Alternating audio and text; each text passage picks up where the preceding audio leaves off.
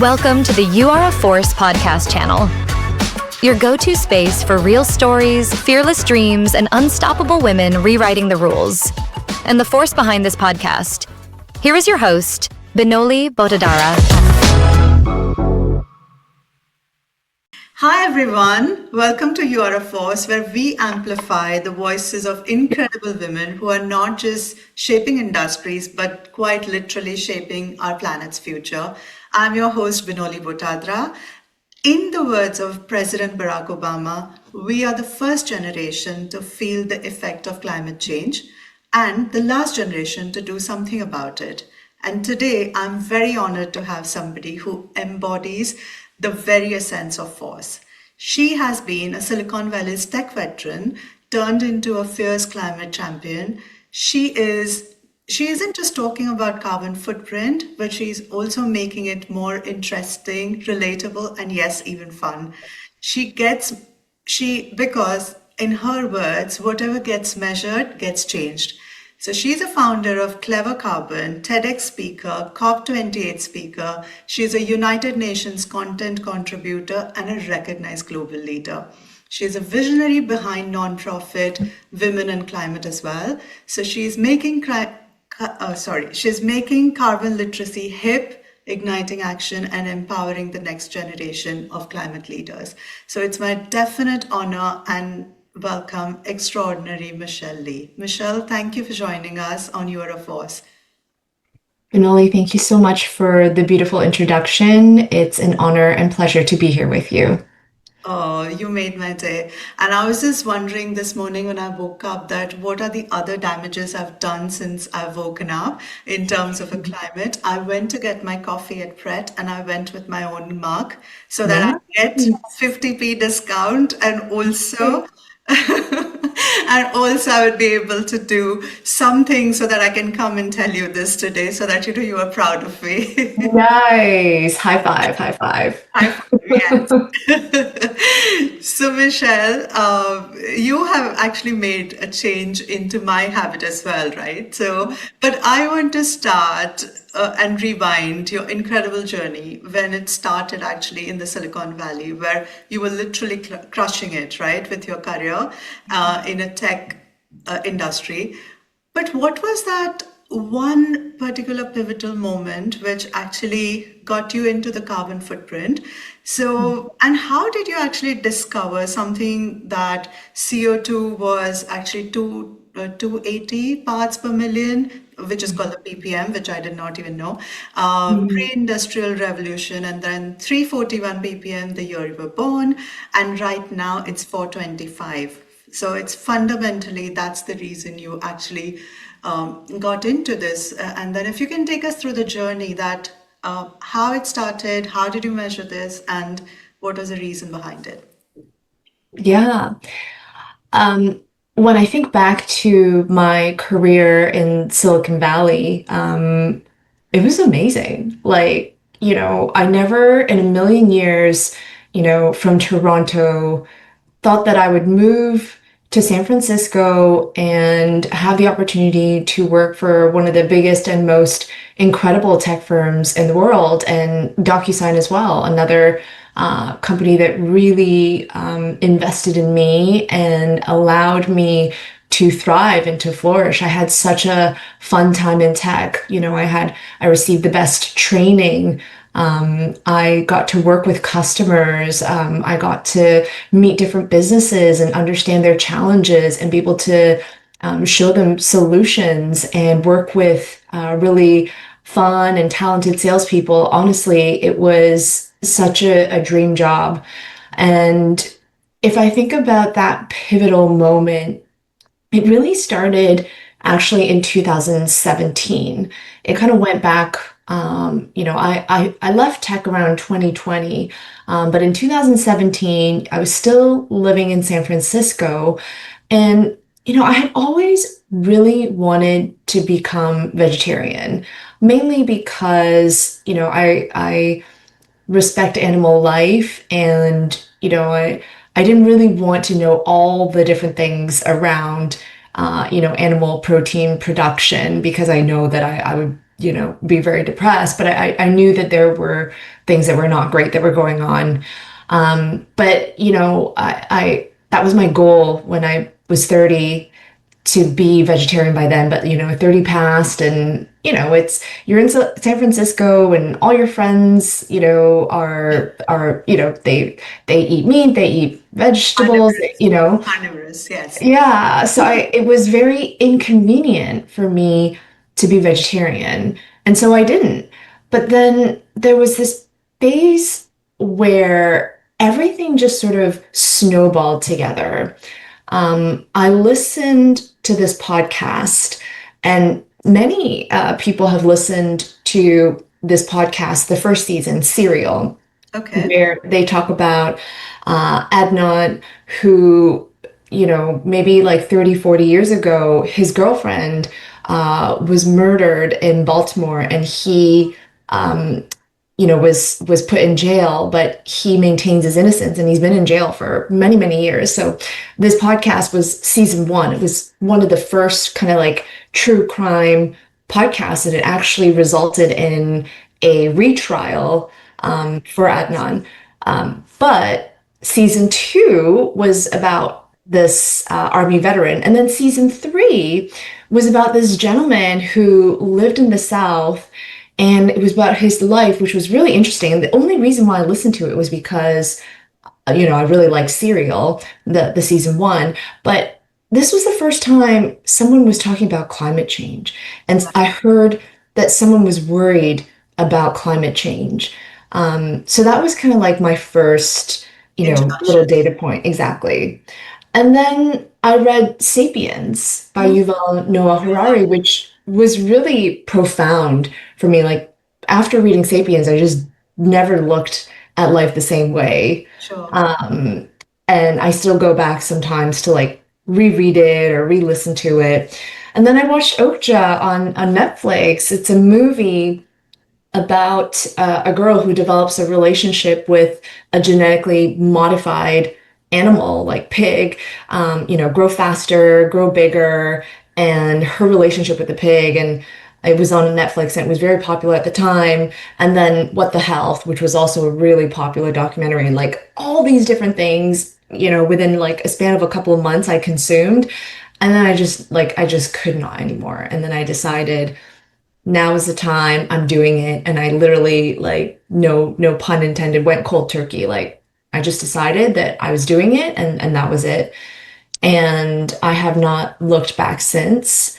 And that's really where all of it started. But I was taking climate action without even knowing, because back in 2017, people weren't talking about climate or carbon footprint or sustainability. It wasn't until later that I understood, oh, like this is what I'm doing. And then, you know, for me, the reason I decided to start my first climate project, which is Clever Carbon, I was actually living in London at the time, Benoli, where you live. Yeah. And in San Francisco, I thought I was doing so well. I was a vegetarian. I used a reusable cup like you.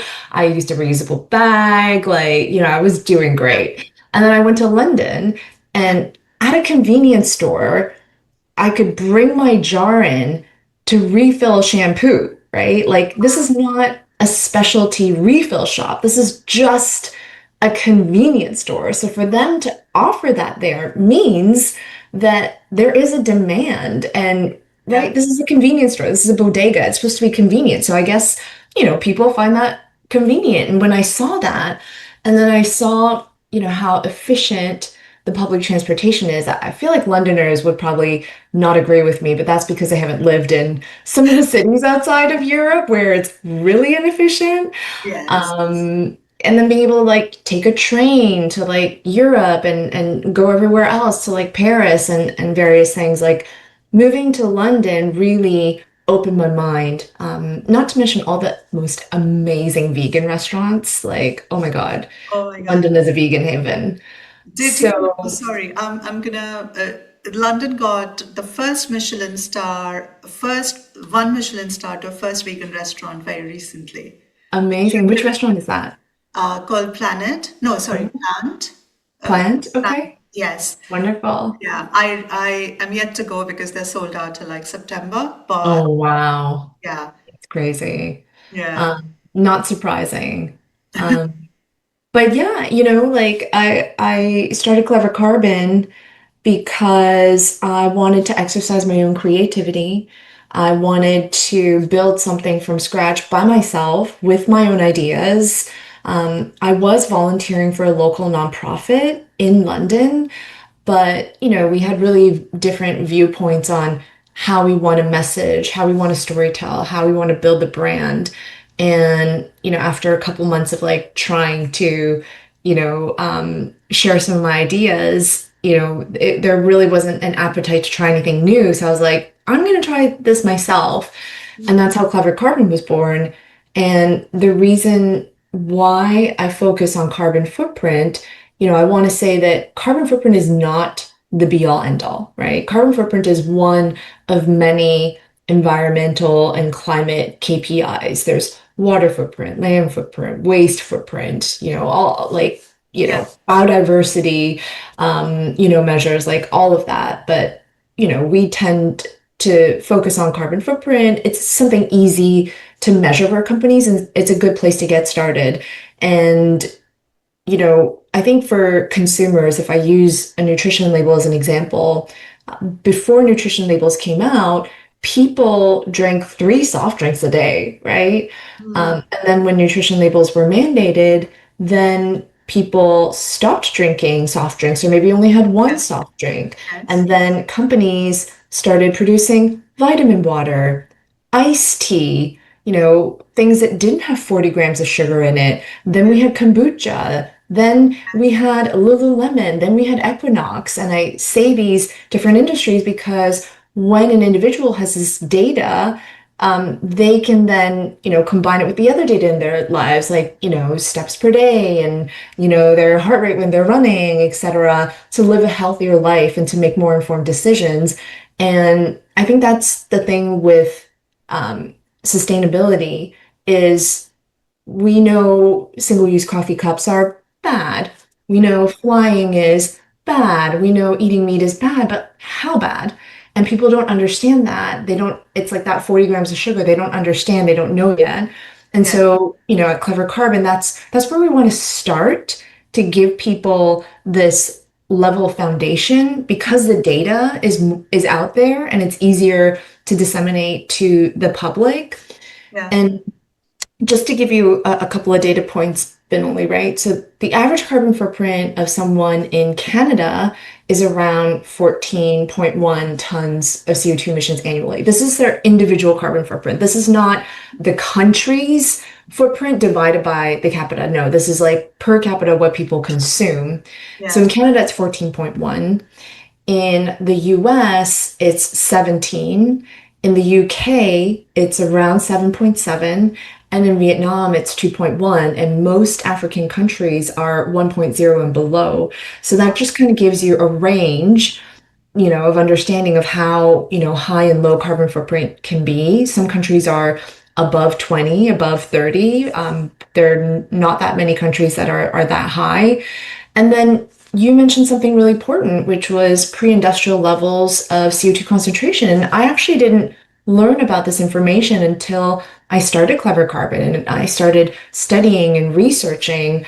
And I think it's just crazy to actually know that, our planet has been around for 4.6 billion years. And there are studies that indicate at the beginning of our, when our planet was born, the CO2 concentration was over 100,000 parts per million. Wow. A Okay. 100,000, right? Um, During that time, it was super hot temperatures, toxic gases in the atmosphere, no oxygen, no water. Like it was a volatile place. Like barely any life existed, if any at all. And over the different years, the different eras, the CO2 concentration fluctuated, but eventually, with different ice ages and mass extinctions, we came down to this level at 280 parts per million. This was the beginning of the Holocene epoch, which is, the period that we're living in right now. And at this level, it was the first time we had a stable climate. The last ice age had ended, and we essentially lived in paradise. Like, imagine if you were there when it was 280 parts per million. Like, what are the sounds that you're hearing? What are the sights that you're seeing? Like, what does the air smell like? And how does the ground feel under your feet, right? It was absolute paradise when we were at 280 parts per million. There's probably a lot of bugs. That was probably the only thing that would make it not so paradise-like. But a lot has changed since then. With the Industrial Revolution, we have been putting a lot of CO2 into the atmosphere and other greenhouse gases as well. And experts say that if we surpass 450, we will surpass the 1.5 degrees Celsius target set by the Paris Agreement. And Clever Carbon just released that in the month of June, we were at 429 parts per million. So we went from 280 to 429, and 450 is the threshold. And I know that this is like the first question. I don't want to spend too much time, but think about net zero. Okay. So let's say we reach net zero this year, like, yay, we reach net zero. It's fantastic, right? We will still remain at 430 parts per million, right? Like, CO2 stays in the atmosphere for years. There are gases that, don't last as long, like methane. They're more potent, but materially, we will not come down from 430 parts per million. And experts say that we need to be at 350 or below. Some experts say that we need to get back to 280. So, part of the work that we do is helping people understand that we need gigaton scale of carbon removal in order for our planet to thrive. And we have technologies, we have projects. They need funding, they need policy, tailwinds. And we need carbon literate leaders in order to achieve our goals. And I don't necessarily think we're there. No, no, I totally second that. We're not there because like you said, that most people think that it's not my problem. It's the government's problem or neighbor's problem or whoever. So no one takes the ownership. Very, very few people take it, also because of the reason you explained, that it's not really out there. People don't even know about the drinks, what you just mentioned about the calories, and when you start seeing it, you can make a better choice. So I think what you're doing also is something very interesting, that when and like you always swear by, that what gets measured gets changed. So I definitely second that. And also, I'm a vegetarian too.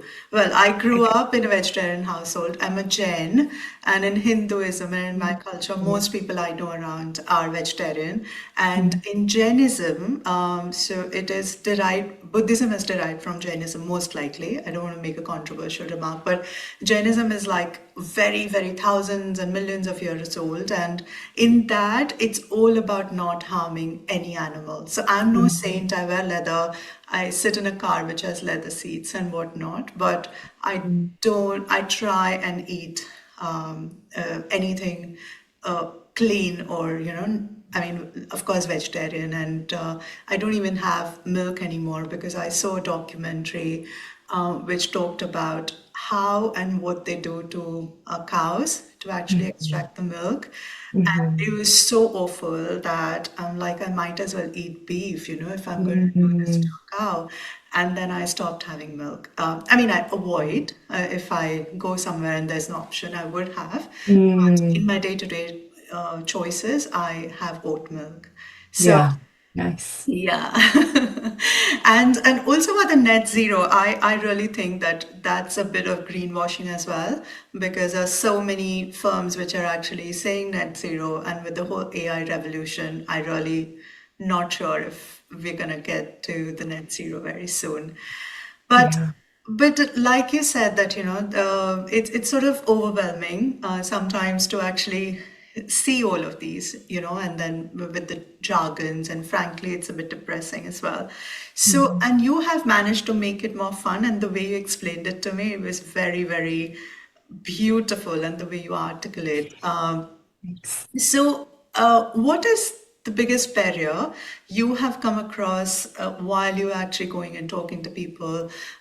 And this heavy topic, people sometimes have the mindset problems, they do not want to actually get into something which is so maybe heavy in terms of a topic. So, any sort of blockages or any sort of resentment you felt from people when you started talking to them, and any personal challenges which you faced when you were going and talking about clever carbon. I think one of the principles that we have at Clever Carbon makes it less challenging, which is the fact that we just share data. We don't say, you should do this, you should do that, this is right, this is wrong, right? We just share the data. And these are facts, it's science. As an example, a vegetarian meal on average is 600 grams of CO2 emissions. Mm-hmm. A serving of chicken is 1,300, and a serving of beef, and I know you know this, Benoli, is 7,700, right? When I ask people to guess what beef is, they're like, oh, 2,000, 2,000? Like, yeah, if chicken's 1,300, maybe beef Yeah, is double. 2,000. Yeah, When I say, yeah, it's 7,700, then they really, oh, right? So that's the part that makes it less challenging is we just show the data, and the data has a very compelling story to tell that people just don't know and don't understand. yeah. Um, and personally, I think just the challenge in general is that people don't want to change, like it's the government's problem. Like, why should I stop doing the things that I love, eating the things that I love? The government should take care of this. Mm-hmm. And they don't want to hear it. And they think that, the blame is being put on them. Like I have so many conversations around, oh, but BP invented carbon footprint. Like, actually, carbon footprint is like science, right? It's like saying, oh, GE invented, human weight, like so that they can make scales so people could buy it, like no, weight is like it's a thing, right? Like it's a basic function, and so is carbon footprint, right? Water footprint is the amount of water that you use for, what X activity. Land footprint is the amount of land that you use. Carbon footprint is the amount of carbon that was released for a certain activity. It is not invented by Yeah. BP, right? BP tried to popularize it, unfortunately, unsuccessfully. Like that's my only like, come on, BP, you could have done better. We could have like much more earlier understood carbon footprint, but you messed it up. No, I'm just kidding. But that's I think the biggest thing is that people are not ready to change. They don't want to hear that the things that they're doing is not good for the planet. Yeah. And in part, that's why at Clever Carbon, we don't tell people what's right or wrong, and we make the experience very delightful, very light, very fun, so that people feel safe and they want to learn more. Mm-hmm, mm-hmm. Yeah, and what you said is also very important, that everyone thinks that, it's not my problem, and what can I do just to, make such a big movement. But I think that any small choices would also make so much of a difference. Like, I don't want to start tom-tomming about myself on this topic, but like this birthday, so I'm 19th of June, my birthday, and this birthday, I actually told 7 of my friends to give me a birthday gift of just being vegetarian for one day. And Nice. yeah, yeah, because I was like, you know what, I'm gonna do it because I'm a part of PETA, and I attended one breakfast, and that's when she recommended, the founder, that I think you should tell people to become vegan. And I know that these people are not going to become vegan, like even for me. So I said, Hmm. can you become a vegetarian for one day? And that would be a great birthday gift to me. Yeah. Nice. Did your friends actually do it? They've said they would, but Yeah. And I'm sure that they will and they yeah, intend I to. And mean, it yeah, probably it's not makes like them think. impossible. Yeah, Yeah. exactly. And it's doable, it's tangible, it's easy, the way you break it down. And then I'm like, okay, fine. And nowadays, when I go on dates with people, and then I would not push them that, okay, become vegetarian or have vegetarian meal. But I'm like, do you really want to share so much? Or rather, I mean, do you want to order so much food? Or might as well share. And then you sort of, because you don't Mhm. want to impose on people as well. But I try and do it. And Yeah.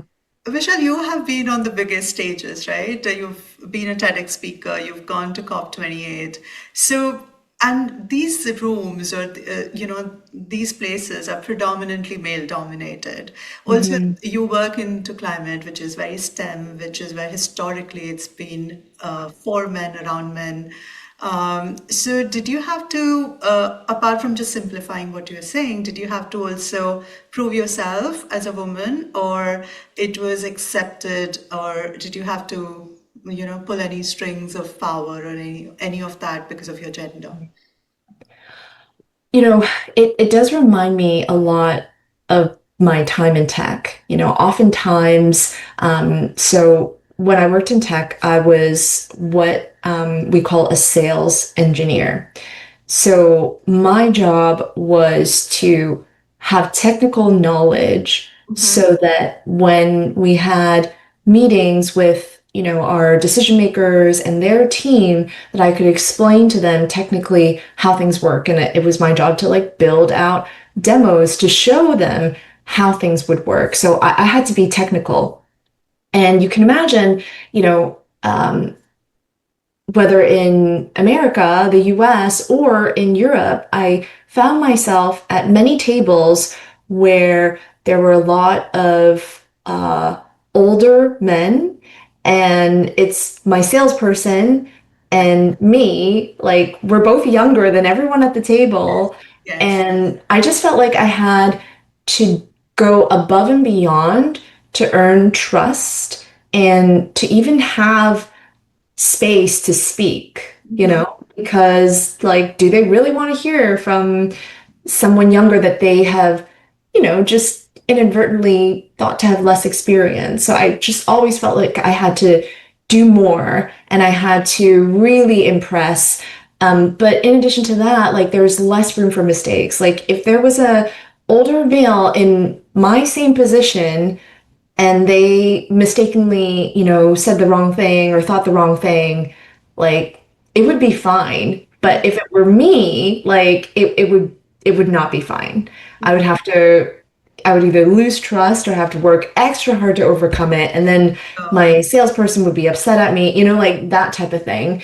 And when it comes to carbon, like I do find myself in a lot of rooms where, it's male dominated, especially when it comes to, finance and investors. It's a very male dominated space. And, if you look at Clever Carbon, right? Like we're so fun, we're silly, we're cheeky. So for them to really take me seriously is like yeah. It's an it atmosphere.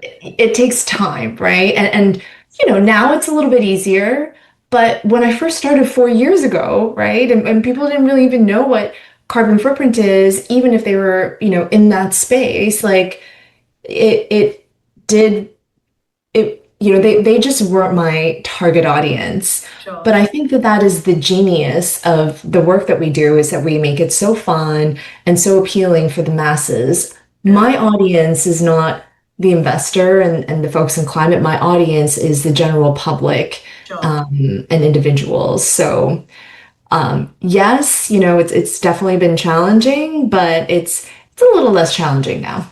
Okay, that's good to know because I have worked all my life in finance. So I totally resonate with you that I have been pretty much the only girl in the whole room of 10 people to 100 people, and most of the times, and everyone's like looking at you as if you're an alien. So I totally understand. And like you said, you are making it very fun and interesting. And that actually leads me to my next question, that you have actually created Women in Climate as well. And that's such a joyful, safe, fun space for women in climate, technically, and where you collaborate together with like-minded women, which is so beautiful. So can you tell us like couple of or any particular story which you're very proud of and which was very profound, which you witnessed in the community, and it was something very inspiring. I mean, I think that there are so many stories of women in climate that I don't even know of, connections that were made, decisions that were made as a result, and we just have never like heard of it. Um, but I think that one of the things that has always been important to me is, I was given a lot of chances when I worked in tech, and I want to pay it forward and make sure that in whatever I do, I continue to give chances to women as well. So, as an example, at New York Climate Week, we had a gala dinner. Some of the biggest women in sustainability and climate were at the dinner. Sylvia Earle, we had Shea Bastida, we had Shiloh Regov, like just incredible women, and Vanessa Chan and Sherry Goodman, like just absolutely mind-blowing the level of caliber of women that we had at the dinner. And we had a program, and one of the programs were Rising Stars. So we highlighted four women. Is it four or three? Can't remember. Three. I think only three fit on the stage. That were younger in their career, but just doing a fantastic job. And for some of them, it was their first time getting up in front of a crowd of like 80 to 90 people and speaking and given the spotlight. And so I'm really proud of Women in Climate, and having this platform to create these types of opportunities. In addition, since Women in Climate's inception in 2023, Okay. we have given six women, including myself, their first board role, right? Wow. Like last night before going to bed, I was like counting like how many, and that's something that is small. Like six women is not a lot, but No, then, it is. it is a lot. Power to you. Yeah. Yeah. But then these women, hopefully will then pay it forward. And as other organizations see what we're doing, they'll create space and opportunities for more women to take on these leadership roles. And I will stress that, board work is not something that you have to do. It's not an indicator of success. Like I don't want women to feel like, oh, like I think we create these false narratives of like, oh, well, I'm a director now. Well, I'm not a VP. Like, I want to be a VP. Well, and then you get the VP role, and then you're like, well, I'm not on the C-suite. Like, and then we're just never happy and never satisfied. It's just like this vicious cycle. And so that's not what I want to create. But for the women who are interested in board service and want that as part of their career growth, I want to create the opportunity to make it happen for them. And how do women who are interested in climate get into this particular Women in Climate network? Yeah, so our community is open to everyone, every woman who's interested in climate. There's no experience necessary. The first thing to do is to join our global Slack group. We have over 7,000 women around the world in the group. And then we have a newsletter, a monthly newsletter where you can kind of hear about events and learn about other members. So those are the two things I would do to get started. Okay, awesome. So you just share with me. So whenever I, launch the podcast, I'll actually put it in, the comments so that people can actually do this. I really want to know because I live in Europe and understand, and we both know that how Europe is advanced in terms of the climate awareness, and they're Mhm. doing so much at different levels from the government to individuals, and we've just spoken about it. But what is the reason behind the stark difference between the US and Europe? Because the complete different continents. But so what do you think is the biggest disconnect? Uh, is it something about priority, or what do you think is the reason that the carbon emissions, which you talked about, from different countries, which is actually so different and stark? Yeah, that's a hard question to answer, Benoli, and I don't know that I have all the information to give, an answer that, would I would want people to, live by. But I will say that, in Europe, the average carbon footprint per person is somewhere between like 5 and 10. So, Europe, London, no, UK, not London. UK is around 7.7, but, Okay. Germany, Italy, France, Spain, they're all somewhere in the 5 to 10 range. And then you have the US, which is at 17, right? So Crazy. in many cases, like double that.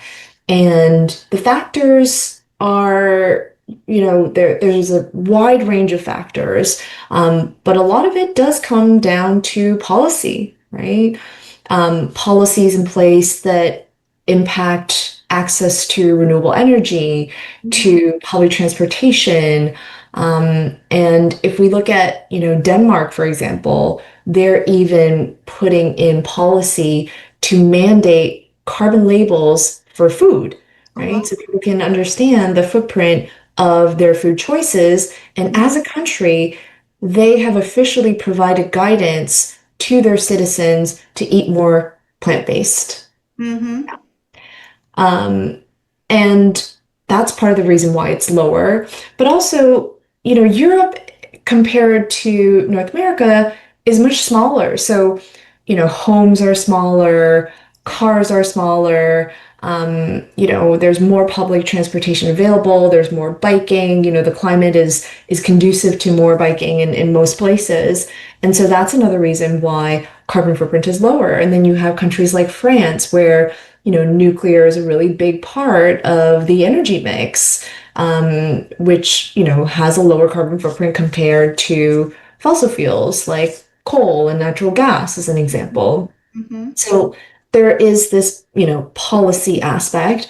And then people have smaller homes. So when it comes to heating and cooling, there's definitely lower carbon footprint for that as well. Mm-hmm. And then when we think about consumption, um, you know, when if we have extra income, how do we like go on vacation and travel? Do we take the train or do we fly and various things? And I think some of those lifestyle and cultural differences also result in a difference in carbon footprint. So for all of those different reasons, the footprints in the different countries are vastly different. Sure. And I love the idea of carbon labels, right? So just like how nutritionists put it, or I think we're not very far when it's going to be such a big trend, and I'm sure it'll have its impact. When you go and talk about carbon labels to people, do you get any backlash from regulatory reasons or any corporates, or have you seen any shift also in terms of tracking or launching this sort of initiative? I don't get a lot of backlash because, to be honest, we don't really have a lot to talk about right now. Yeah. I think companies are starting to do more LCAs and to try to, get more accurate data for their LCAs, which is their life cycle analysis. That's the basis Yeah. of, how you actually come up with a carbon label is you do an LCA, but an LCA includes a lot of other things like water footprint and various things like chemicals, etc. So I think that at first, when a company does an LCA and they find out, they don't want to share that information. And I understand that, right? They probably want to find out Then they want to make some changes. And then what they want to publish is version 2 of the carbon label, right? Like this is what we did to reduce our emissions or our impact by X%, right? But there are companies that are pioneers in this space, whether it's, the Oatleys, Allbirds, other apparel brands. There's Panties in Brazil, and they actually use it as a differentiation, a competitive advantage. And, I think part of it is that other companies don't do it. So customers actually don't have a sense like, is 7.6 kilograms for a pair of shoes good or bad? Like, no idea because no one else shares that information. Exactly. But hopefully, if Europe is going to take a stance, then even global companies are going to have to do it in that market and they may, like spread it to other regions as well. But it is very difficult. It is very nuanced. So, I have a lot of respect for the companies that do it. And I understand for companies that haven't done it yet, like you really have to figure out a framework where it's, relatively accurate, but regionally it actually reflects like the regional differences as well. And that's a very difficult task. And also, you have been very vocal about ensuring the diverse voices are heard in this space. And given the climate change disproportionately actually impacts or affects marginalized communities, especially women.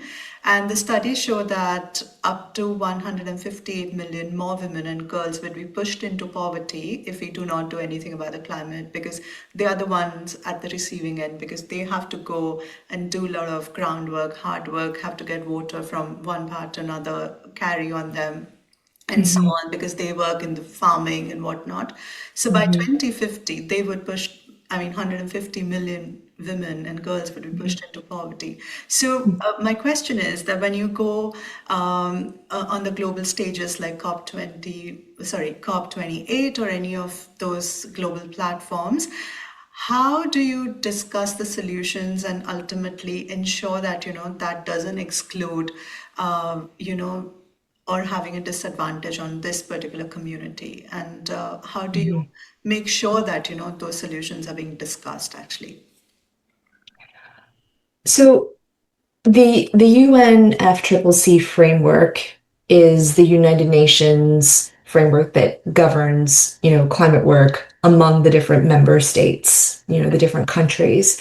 And, I think that in the past, COP, which is, governed under the UNFCCC, has gotten a lot of criticism, like, oh, another climate conference where everyone is flying in and they're eating meat and they're doing this. And like, I can see why people from the outside who've never been at COP would think that way. But also, COP is where global leaders actually come in, heads of state, they come in, and all member states have negotiators come to the table. And this is where we actually get to hear from some of those diverse voices. You Okay. know, at you live in London, there's access to all these different climate summits, Yeah. but what type of capital is behind these summits, right? It's the private sector, it is companies that want to talk about their sustainability practices. Like they don't have space for, a woman in a developing country to come speak. Yeah. But COP does. And that's why I think it's so important for COP to happen. Um, and, yearly is a lot, Yeah. but it holds countries accountable. It gives marginalized voices a space to, share their challenges and ask for contributions and support. So it's, when I try to design a program for women in climate, I do try to keep in mind, like, how can we how can we include the most diverse voices? But, some of these people don't even have the ability to come to New York, right? Like for an event. So, I think part of it is having the speaker database, like any woman can sign up for free to be a speaker, and have a chance to be heard. But it is very challenging. I don't know that I have a silver bullet solution for it. It's definitely a work in progress. No, it is work in progress because I think, like you said, most women who even want to come and speak, they do not have the access or ability to do that. But also, having said this, I think the top 100 large corporates are responsible for around 70% of the global emissions, right? So they have an opportunity to come and speak or be present. So at least they can also make some difference by obviously listening to champions like you, and then so you make the changes from both sides. One is that you transfer those things which are discussed to the ground level, but also the decision makers or the change makers also can make some sort of changes. And speaking of this hard truth, I really think that the blind spots are too many about the AI as well as we speak, and the amount of AI models actually emit over 300,000 kilogram of CO2. Is that right? It's mad. It's like just so coming Yeah. from Silicon Valley, where AI is the king. And it's sort of hypocritic, right? Like in terms of what the big techs are saying about sustainability and net zero and, doing all these pledges. So what's the dangerous AI dominance which can do to the climate, and the most dangerous thing actually? And are you thinking of any new initiatives or fundamental shift which you're planning to take so that this doesn't impact climate even more in the worst possible way?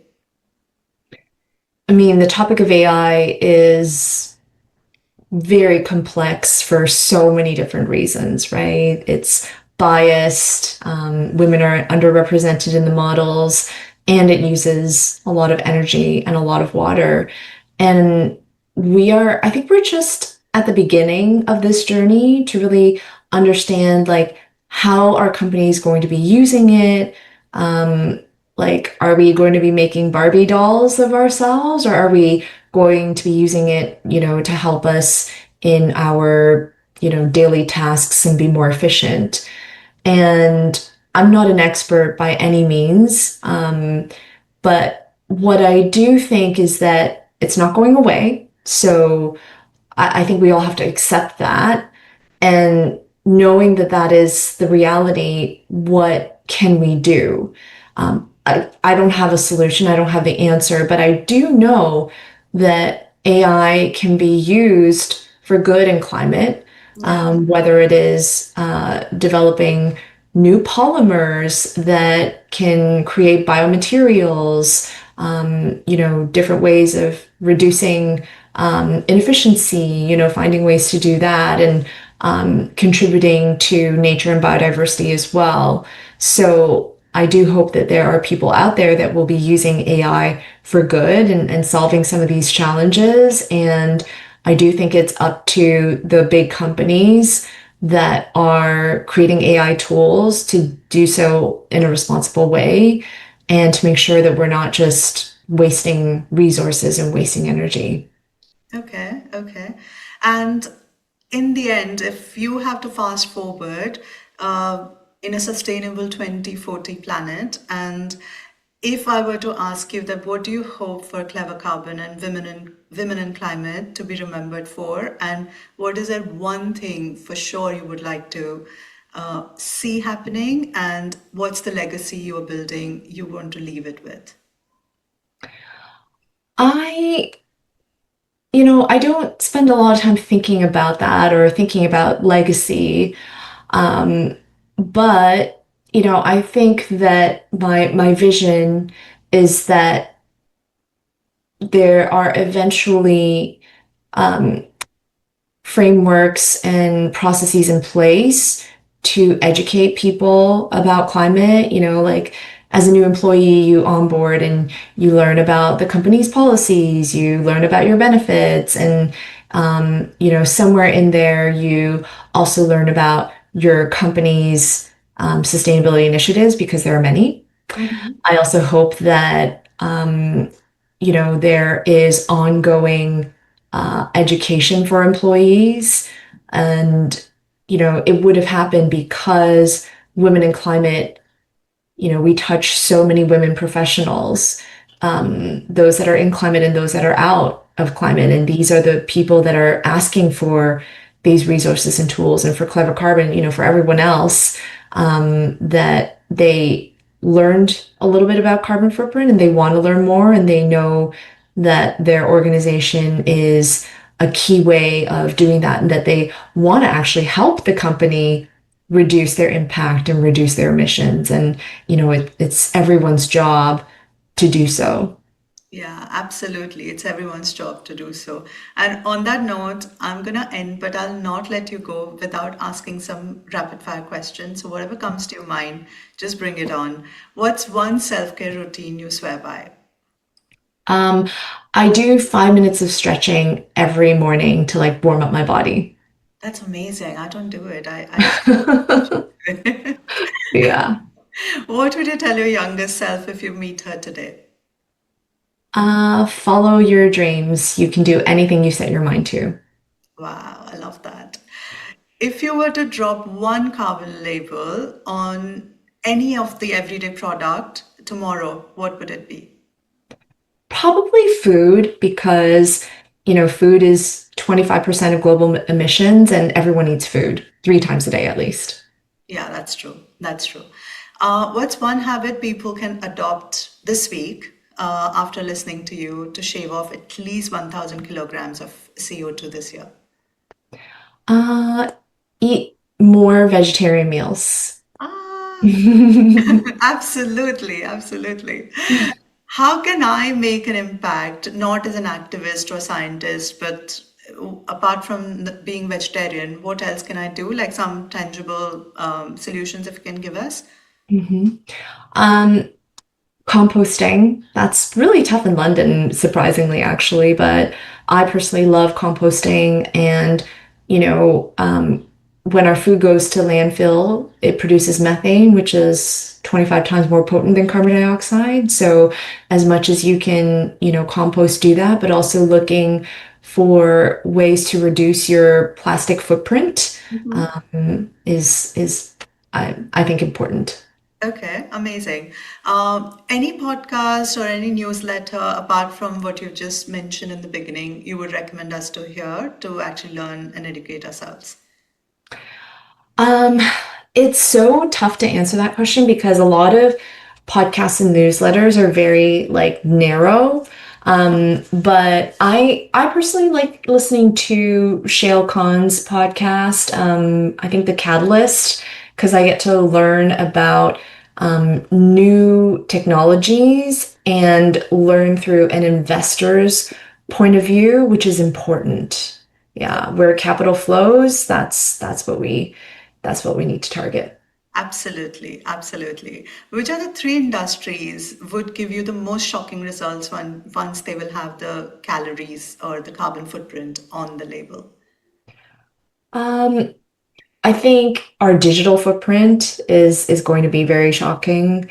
Anything that's requiring manufacturing, I think, is going to be big, and really food. At the end of the day, agriculture, pesticide, fertilizer manufacturing have high emissions, and yeah, food and agriculture make up 25% of global emissions. Commercial flying is about like under 2%, and global shipping is under 3%. So just by comparison, food is 25%. I think that's always like very shocking. Okay. What's the one piece of advice you got which you swear by? Um, hmm. I'll have to come back to you on that one. And on that note, what would you give the advice to all the listeners who are listening today, all the women who are actually, getting inspired to make a change into their daily life and to the planet? What would you give that one piece of advice?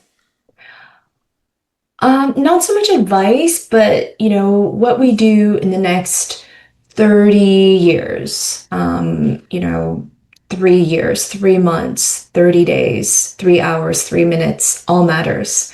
Benoli, you said that when you woke up this morning, you were excited to like bring your cup, like all of those things matter. Everything that we do now will have a direct impact on our future on planet Earth. And, don't underestimate any action. And, I hope people are motivated to learn more about what they can do.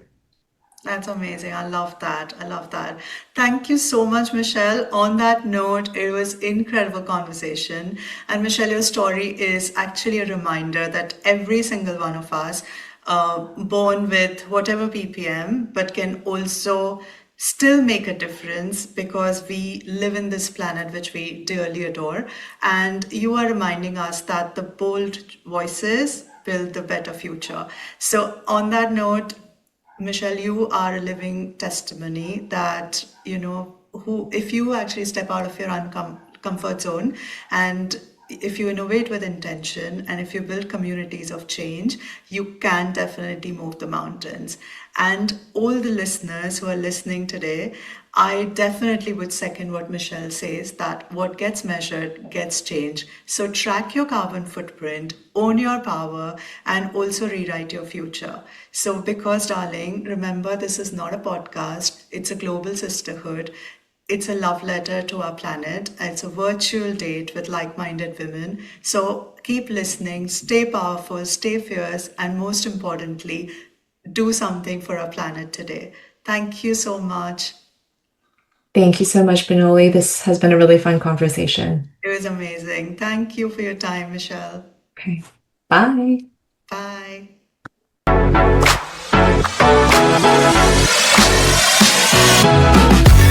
Thank you for listening to You Are a Force. Hit subscribe and join us next week for more powerful stories from women rewriting the rules. Until then, keep building, keep leading, and remember, you are a force.